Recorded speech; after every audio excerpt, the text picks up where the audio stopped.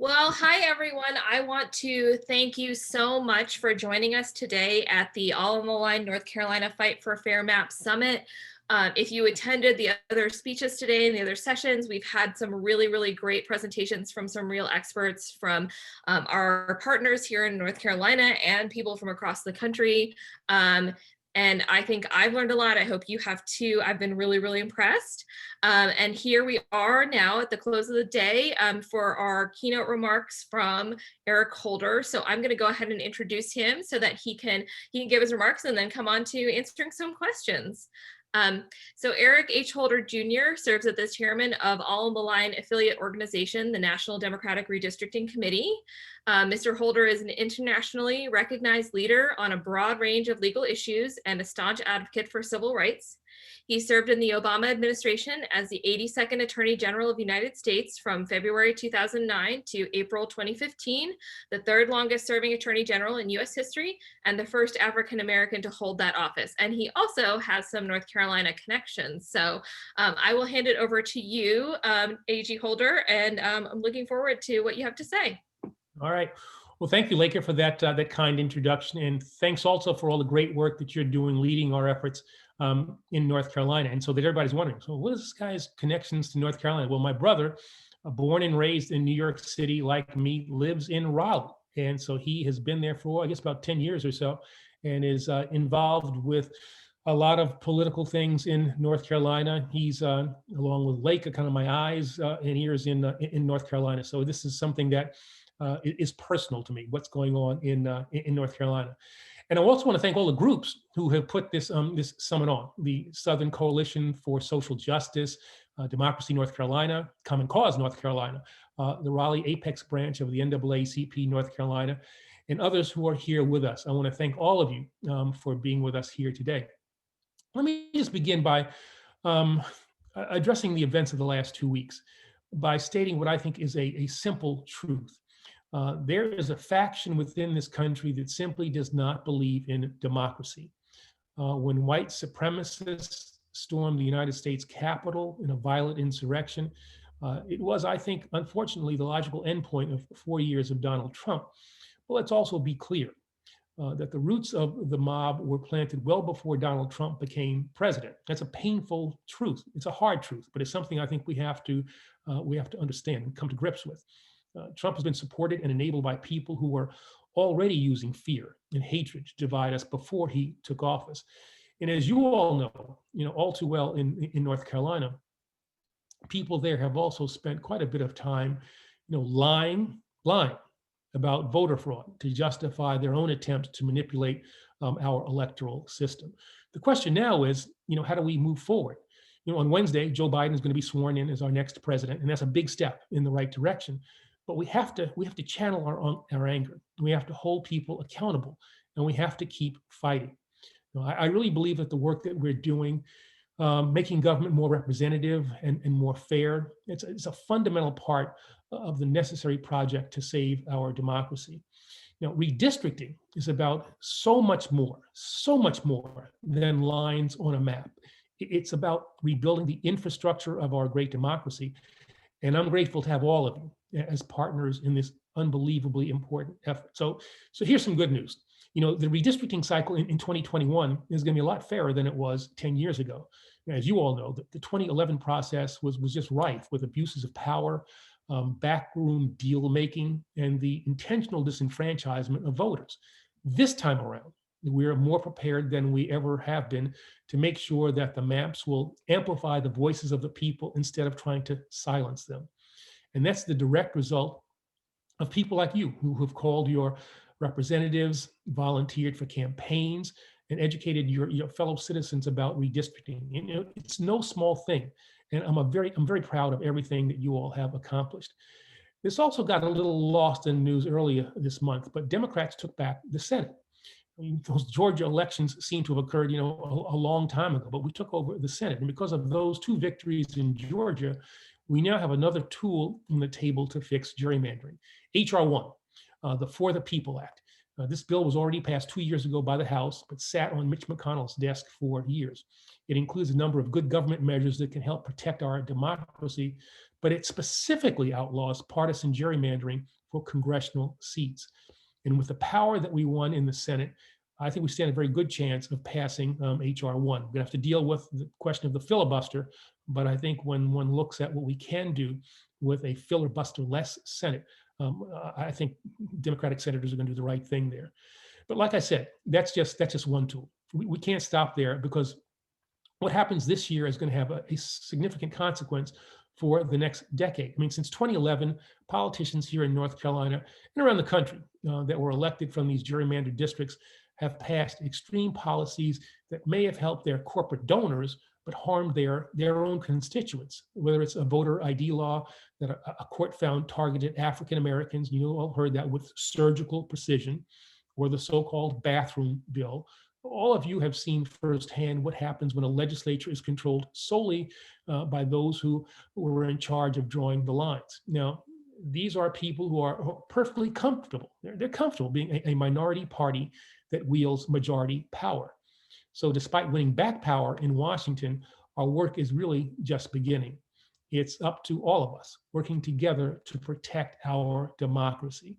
Now, fair districts, when you think about it, shouldn't be a partisan issue. I mean, if politicians were more interested in public service than preserving their power, they would support fair redistricting. Unfortunately, we don't live in an ideal world. That's so as a result that, that's just simply not the case. In 2019, I had the opportunity to speak with some students at North Carolina A&T.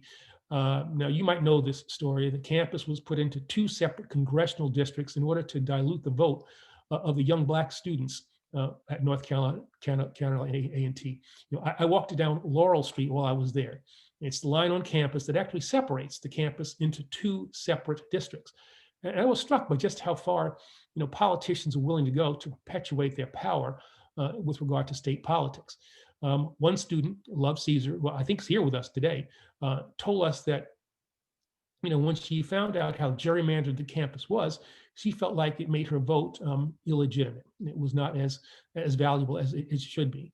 Our affiliate organization, the National Redistricting Foundation, along with other groups, challenged North Carolina's congressional maps in 2019. And as a result of that lawsuit and support from activists, those maps were thrown out because they were so blatantly drawn for partisan gain.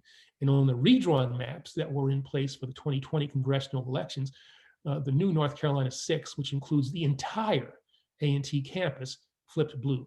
So your votes, your voices, your action, all of that matters. Now, we're looking at another round of North Carolina redistricting. I'll be honest, we didn't do as well as I would have liked in the North Carolina legislature this election, but all is not lost. There's still lots of tools that we have. And what I hope that you take away from this summit is that you can make a difference in the redistricting process by testifying, by showing up, by organizing, by educating. All of the things that your groups are doing, we can inject accountability into this process. And if there's anything that All on the Line or the NDRC can do to help, reach out and let us know. Leica is my eyes and ears in North Carolina. So if you need anything from me personally, let her know. We want to be a resource. We want to be a good partner to all of you who are doing this work. And while you're at it, sign up for All on the Line North Carolina's legislator accountability teams. We're keeping track of our Fair Maps elected officials to make sure that they follow through on their promises so that we can get fair maps in North Carolina. Now, I'm not going to kid you. This is not going to be an easy fight. But looking out at all of you and all of the dedicated people who want to fix this problem, I'm really hopeful. I'm really optimistic about our chances. So I want to thank you all very much for being here. And I think with that, I'm going to take directions from Leica, but I think we're going to take some questions.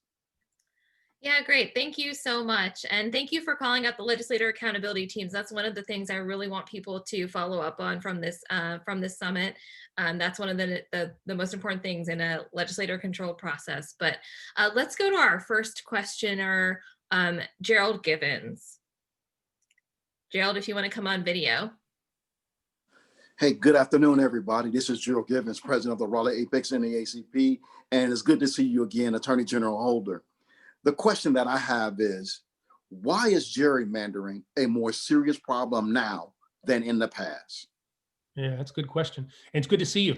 Gerrymandering has always been an issue, but the kind of gerrymandering we've seen in the last 10 years is the result of an intentional plan by Republican lawmakers, to increase their party's seats at the state and congressional levels, regardless of the amount of electoral support that they got. After the 2008 election, Republicans started a thing called Red Map. I think it stands for Redistricting Majority Project, something like that, with the goal of seizing control of as many state legislatures as they could in 2010, so that they could be in power for the 2011 redistricting. And as they said, and this is in the stuff that they actually circulate, I'm quoting now, the party controlling that effort controls the drawing of the maps, shaping the political landscape for the next 10 years. That's a quote. And that concerted Republican effort to flip state houses, governorships, combined with the rise of the Tea Party, and then access to extremely detailed data and better map drawing tools. I mean, there's a technological component to this now that didn't exist, back, even 10, 15, 20 years or so ago. All this led to really extreme gerrymandering around the country. And for a long time, gerrymandering was more a tool of politicians using to protect incumbents. But then people like David Lewis came along, and he made it clear, as he said publicly, that he was going to draw a map in North Carolina that gave Republicans 10 of your 13 congressional seats, because it was not possible to draw an 11-2 map. And so that gives you a sense of the mindset of these folks. And so the technological capability, the resources that they dedicated to it, the comfort that Republicans have in being a minority party that seeks majority power, all that has made what was a bad process before even worse now. Thank you so much for that answer. Let's keep getting the work done. Look forward to working with you. You're a great partner. Thank you, Gerald. Next, I'll call on Martha Schaefer. Hi, I'm a former North Carolina House candidate living in Guilford County. And I'm sure you're aware of the explosive story that was broken by Slate magazine in 2019 about leaked audio recording from a meeting of the American Legislative Exchange Council, where attendees, including a lot of Republican state legislators, were taught how to gerrymander. And they were told that to get a fake bipartisan sheen to what was truly an unfair map, that they could buy off a few well-placed Democrats by offering them safe or safer districts in exchange for their public support of the map. What can we do to keep our Democrats, especially those on redistricting committees, honest and focused on the well-being of democracy of our state and not their political careers? Yeah, it's a good question, Martha. It's always amazing to me how these folks who are engaged in these anti-democratic activities are so blatant about it. I mean, so we have a leaked tape, and it's not like we're trying to surmise what it is they're saying. We heard what they're saying. I was talking about David Lewis.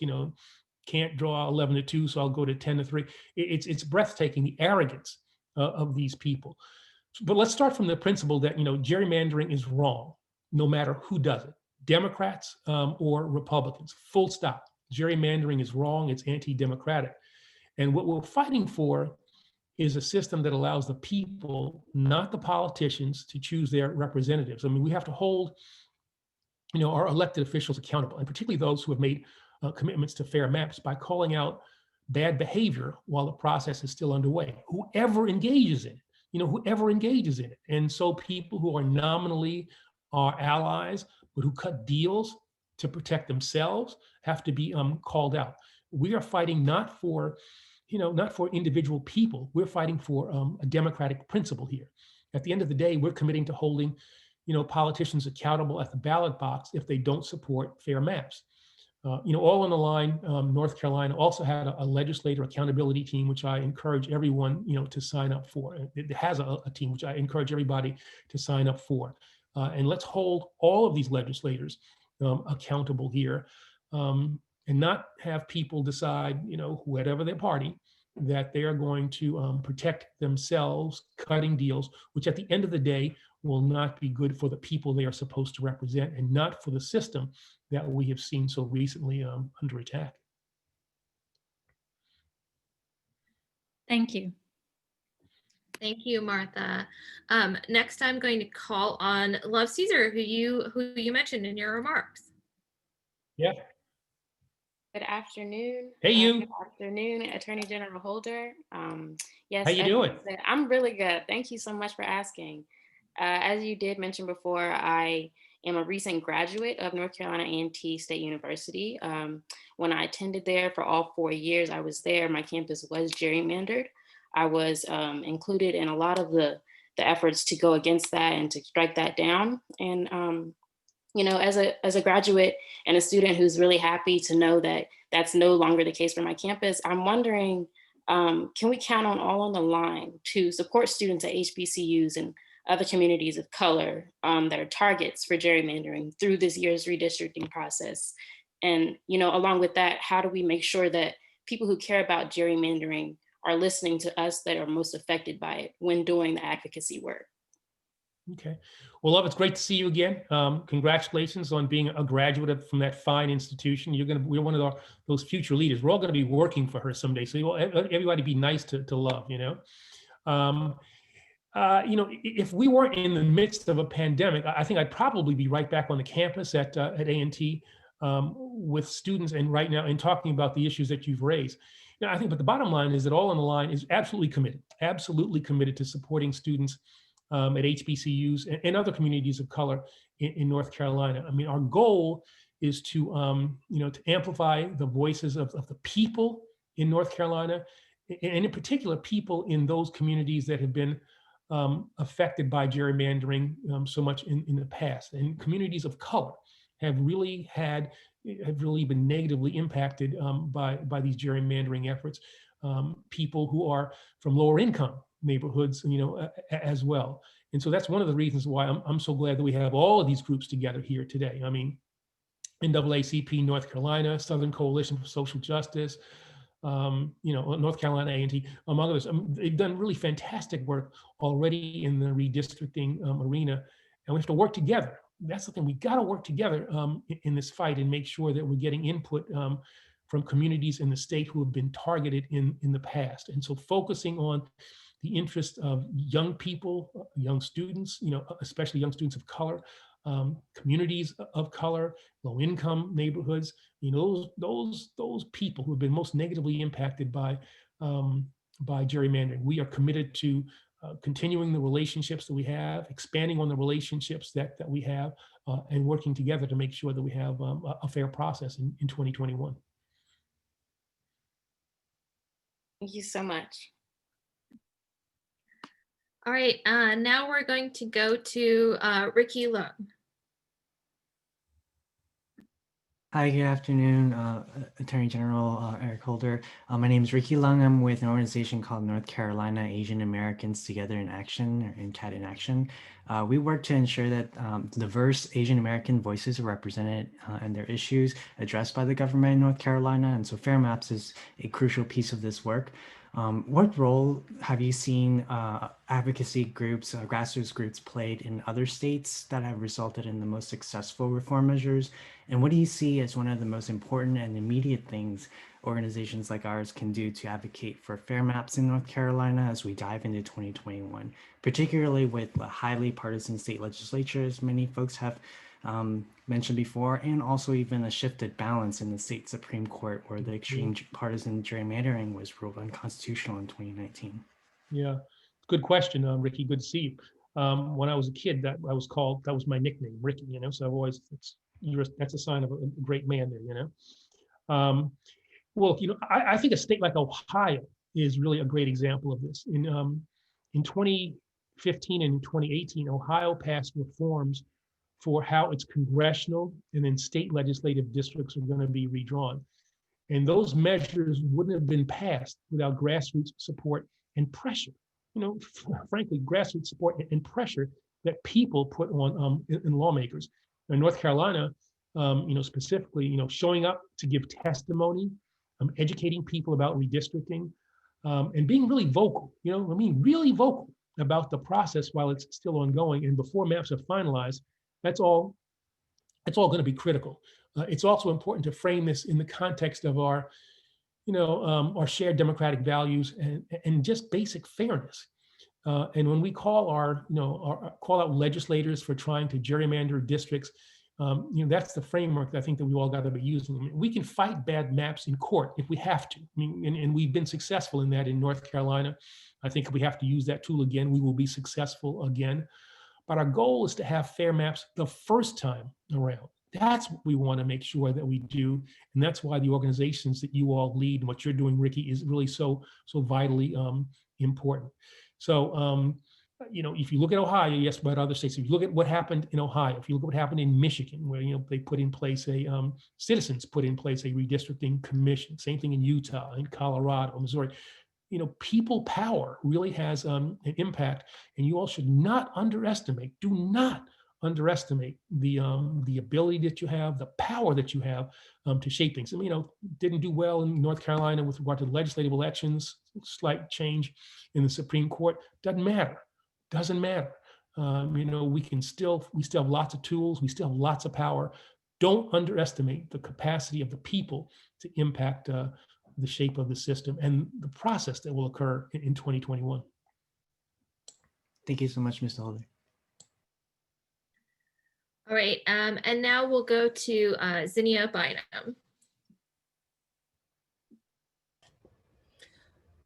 Hello, Attorney General Holder. Very honored to be able to ask you a question here today. Zinnia Bynum, coming from Common Cause, North Carolina, a partner in this work and a place where I'm constantly engaged in the battle against, unfair districts, and so excited to, be here today. And so my question is about that work. A lot of the solutions I've seen are justice-based solutions about asking communities, what they want their districts to look like. But to do this, it requires a lot of foreknowledge of the political process and resources to engage in the redistricting process. And those can be challenges for minority communities that might otherwise be alienated from their broader communities in various areas, in North Carolina in particular, but I assume elsewhere as well. And so I'm curious what you think are processes that work best to engage the people who might otherwise be disconnected from the process to still have their voice heard in the redistricting, measures. Okay, good question. And you guys have been great partners. I mean, really great partners. The work that we have done together has really done a lot to make North Carolina more fair. And so we look forward to continuing working with you. I suspect we're going to have to saddle up again.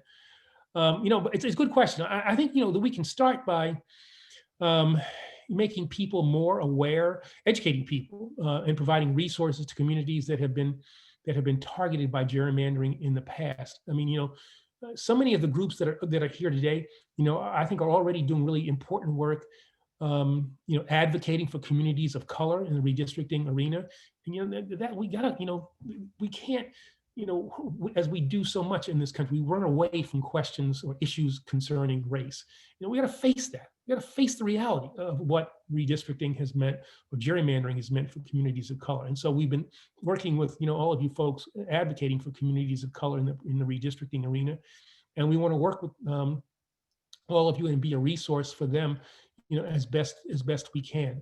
The reality is that gerrymandering allows the connected, the powerful, to have disproportionate amounts of power, and that comes at the expense of the people generally, but in most particularly at the expense of poor people, young people, people of color, and so if we're fighting for our democracy, and boy, after you saw what happened in Washington, I guess on January the 6th, we are in a fight for our democracy. And this is just what we're talking about today.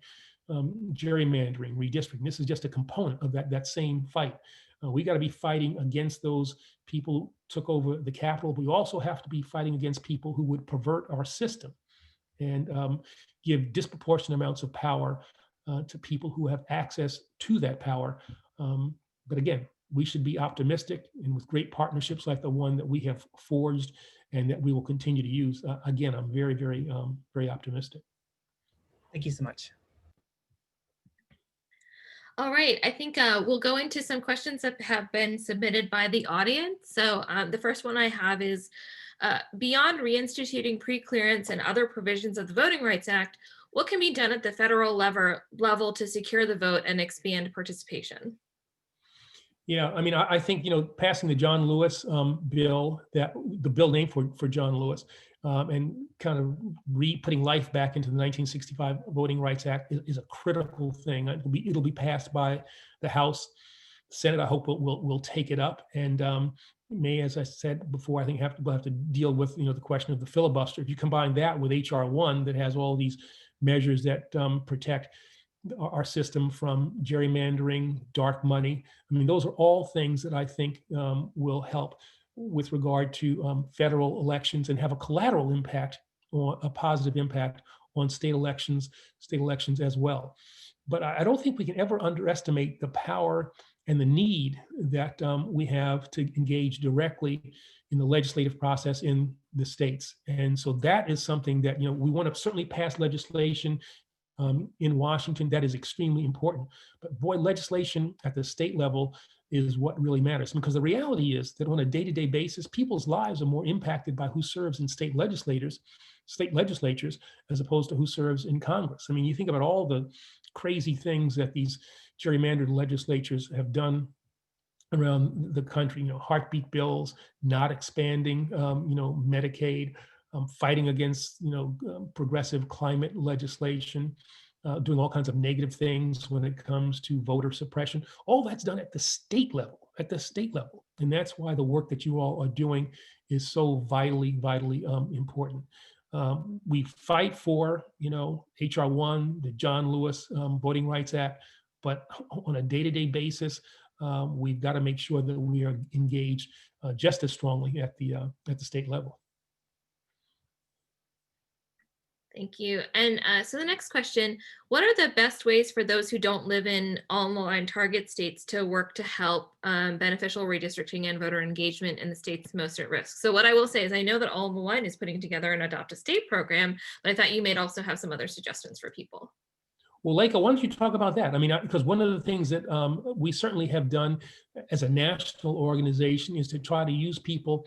I remember talking to some folks. I was in Colorado, who I guess was the 2018 cycle. I was in Colorado, and I was just thanking some volunteers who were working on the election in Virginia, important election in Virginia. And we had volunteers making phone calls all on the line from Colorado, getting people out to vote, making people in Virginia aware of their polling places, what was on the ballot, who the good candidates were. And that's just one example, people in Colorado talking to people in Virginia. And so we have tried to facilitate those kinds of things. So even if your state, if for instance you're in California, which is a blue state with a good redistricting process, but you're concerned about, and as Americans, we should be concerned about what's going on in the other states. We have mechanisms, ways in which you can, through All on the Line, participate in fighting gerrymandering in North Carolina, in Wisconsin, in Texas, Georgia, Florida, all of the target states that we have. So don't let your geographic location be a bar to your desire to be engaged in fighting for American democracy. Yeah, and to expand on that, like I said, I think All in the Line is putting together an Adopt a State program, but I just want to call out Suzanne Hutner, who I'm pretty sure is on the call today. She's one of the super volunteers for All in the Line in California. She's helped us a lot in North Carolina. She's made lots of phone calls, her and her group of All in the Line volunteers out there. So there has been a lot of cross-pollination between the different states. And I see lots of people saying, yay, Suzanne, in the chat, because she's sort of one of our diehards. So even if you're from North Carolina, you might know her. She may have given you a call at some point. So we really try to intentionally do that to provide those opportunities. So there's actually a question from Carolyn, who is a member of the Guilford County Board of Elections, and she's asking, what are some things that that she could do from that position of power that that would aid in fair elections? Yeah, I mean, if you're on the Board of Elections, that's a very, very powerful position, and I thank you for your service. I mean, to be an observer, to make sure that all the processes that you're engaged in and that you're supervising actually occur in the way that they should. I think that's important. But then your voice is important. It's great that we're all on the line here today and talking to one another, but for somebody on the Board of Elections to raise concerns, about things that you see, to interact with the media and make people aware of things that might be not going in the right way, processes that are not being done in a fair way. So I think that's really can be a really critical thing. So doing the work that you have chosen to do and being selected for, obviously important, but then being also the eyes of the public and of the electorate, and sharing those observations, and then using a certain amount of courage and challenging people who might not be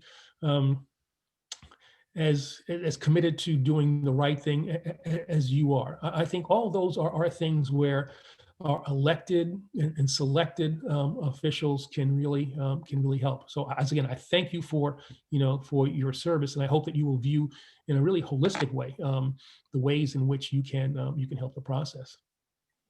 All right. I'm going to ask a couple more questions, and then we'll start to wrap this event up. But Cheryl is asking, how can we communicate, especially with Republican legislators, about redistricting? Do we know how to make them see that there's something in it for them? It's I'm just going to be brutally honest here. Not every Republican wants to draw lines in such a way that it's going to have a positive impact, an unfair and positive impact on his or her party. I mean, we worked with Arnold Schwarzenegger, who has been a great partner in the fight for putting in place these nonpartisan line drawing commissions.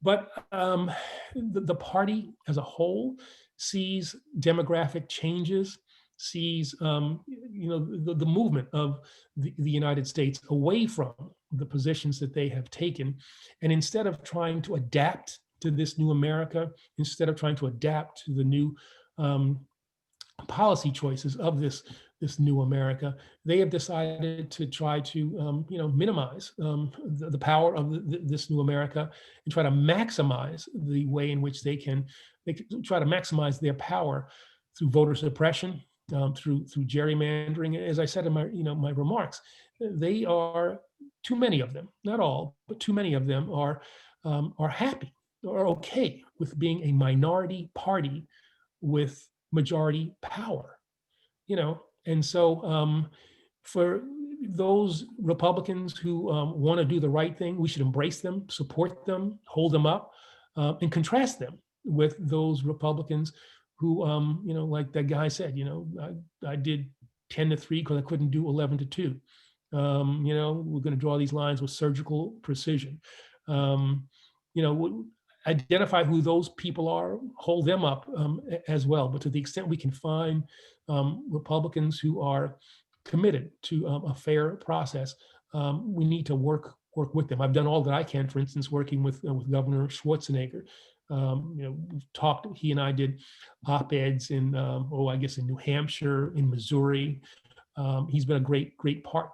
And so to the extent that you can identify Republicans at the state level or at the local level who want to be like him, identify them, hold them up, and hopefully build alliances with them to push against those Republicans who might want to do inappropriate things, but also against, as that earlier question I had, against Democrats who might be willing to cut deals, to save their own skins, to save their own districts in a way that is not consistent with the best interest of the people and the principles that we are all fighting for. All I'm fighting for is a fair process. I'm a proud Democrat, but I think if we have just a fair process, Democrats, progressives, we'll do just fine. We don't have to cheat. Republicans in too many places, in order to win, have to cheat, and that's what gerrymandering is all about. People ask me to define, gerrymandering. Gerrymandering is a whole bunch of things, but at base, it's cheating, and so we have to fight against that. Thank you. Okay, so I have one more question, and it's sort of a little bit self-serving because it kind of leads up into some stuff that I want to say at the end. What is the most effective way individual citizens can impact the fight to create fair maps? Yeah, well, I mean, I think there's a couple things. First off, the foundation for anything is voting. You know, everybody has to make sure that that they're voting. But then I think we also have to understand that our civic responsibilities are greater than that most important thing, which is to vote. We need to be involved. We need to be engaged. We have seen, as a result of the Trump administration, an energized American citizenry, an energized American electorate, and we have to keep up that spirit. The fact that people are here, you know, on this call on a Saturday, is an example of, I think, the kind of commitment that people have to give. But it's something that we have to get more people involved in. And I really want to emphasize this. People power really, really matters. You know, Dr. King said that the arc of the moral universe is long and it bends towards justice. But here's the deal. It doesn't bend on its own. It only bends when people like you put their hands on that arc and pull it towards justice. And so that's what each of us, I think, has to do. How am I going to put my hands on that arc and pull it towards justice? When it comes to redistricting, you know, focusing on the problem, making people understand, talking to people about why redistricting and gerrymandering is so important. You know, people, again, think gerrymandering, redistricting, kind of amorphous, kind of wonky. But if people care about a woman's right to choose, if people care about protecting the right to vote, if people care about healthcare, if people care about criminal justice reform, all of that is tied into fair redistricting. And so making people, helping people make that connection between the issues that motivate them and the process that we are fighting to make fair. If we can do that, we will energize more people. So I would just say, you know, being a part of meetings like this, working once we leave these meetings to get more people engaged in the process, to be vocal, you know, to know when meetings are going to occur, to make calls to the media, to make calls to legislators. These are all the things that we as individual citizens can do, and we should never underestimate the power, the consequential power that we have as citizens. If we all do what we are capable of doing, we can put our hands on that arc and pull it towards justice and towards a more fair redistricting process. Well, thank you so much, Attorney General Holder. I think we always benefit from your wisdom, and I always find you so inspiring. And just to follow up on that last answer, we are putting together programs in North Carolina to make sure that you can do the most to make sure that, you know, we are fighting for fair districts in the most effective way. So you heard Attorney General Holder mention our legislator accountability programs. I'm putting the link to sign up for that in the chat. Legislators run the process in North Carolina. They are in control of it. So one of the most important things we can do is keep them to task, keep on top of them. Someone actually asked in the chat, and I kind of held this back for myself, if my legislators are Democratic and they're already on board, can we still be on the legislator accountability teams? And I will say yes, because your legislator, if they're a Democrat who's talked about fair maps, great, you should support them. They're going to need support through this process because it's going to be a difficult process. They're going to need to hear from you. They're going to need to hear that you still think this is important. And frankly, a lot of our Democratic legislators, especially being in the minority, are going to be tempted to make deals from themselves to try to protect themselves. And they're going to need you in their ear. They're going to need you to know you're out there. You have a relationship with them. They need you to tell them that that is not the way to go, that you are really counting on them to stand up for fair maps. So the same way that we want to have teams that pressure people in the majority to do the right thing, you know, Democrats are also going to need us to stay on top of them to do the right thing as well. So please, please sign up for those legislator accountability teams. That's going to be our new project. We will be coming out with a toolkit for those teams, a legislator accountability toolkit to start building those relationships with legislators, to follow up with them. We will start having meetings just for if you're on those accountability teams, to do more extensive trainings, to let you know the best way ways to engage with them. We will have small meetings with the legislators themselves. We'll do all kinds of stuff like that. So I would really, really love if you were able to sign up for that. I'll put the link in the chat again. The other program that we have ongoing that we've had since sometime last year is our redistricting leadership program. So if you came to this event, you are probably a redistricting wonk or redistricting nerd of some stripe or another. And this program is for you. It's a very, very in-depth course about everything North Carolina redistricting that you could possibly want to know, making sure that you're the most effective person, you know, talking about the basics of the process, talking about what's happened in the past litigation, talking about how to use mapping tools to create your own maps. So that's something that I would also really encourage you in to join up with if that's something that you're interested in, and which I assume that you're kind of a nerd if you're showing up here on Saturday. So I'm not a nerd, Leica. I love you to death, but I'm not a nerd, okay? Okay. Not you. You're the exception. The rest of us here are nerds, though. But thank you again so much, Attorney General Holder. We are so glad to have you always in North Carolina in any capacity that we can get you. Someday, when the vaccine is widespread, we'll have you again in person, I hope. And yeah, please, redistrictingers unite, as Adrian said in the chat. So again, thanks to everyone who attended this summit. We had some amazing panelists, and we will follow up with you with the slides that we can share from the presentations some of you saw, and we will also make the recordings accessible so you can go back and watch stuff that you may have missed. Anyway, thank you again, Attorney Holder. Thank you to our question askers. Thank you to all of our attendees, and we will see you soon at All on the Line. All right, let's get out there. Let's do this. All right, bye everyone.